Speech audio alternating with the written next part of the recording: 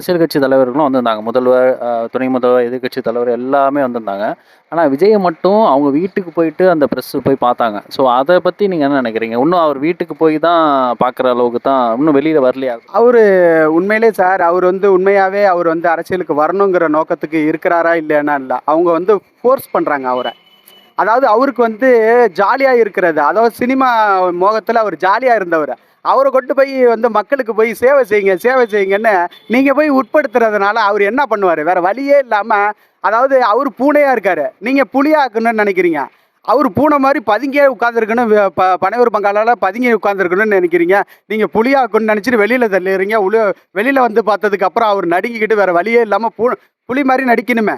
என்ன பண்றது? அப்படிதான் வீரவசனம் பேசிட்டு இருக்கிறாரு. புரிதுங்களா இல்லையா?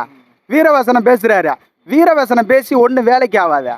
மக்கள் எல்லாம் தீர்மானிச்சுட்டாங்க. யார் என்ன செய்வாங்க, என்ன பண்ணுவாங்க, மக்களுக்கு யார் சேவை செஞ்சுட்டு இருக்கிறாங்க, யார் செய்யாம இருக்கிறாங்க, யார் நடிப்பாங்க, நடிக்க மாட்டாங்க எல்லாங்கிறது தெரியும். மக்கள் படம் பார்க்கறதோட கைத்தட்டுறதோட சரி. உண்மையான சூப்பர் ஸ்டாரு, உண்மையான தளபதி எங்களுடைய தமிழ்நாட்டின் முதல்வர் மு.க. ஸ்டாலின் தான்.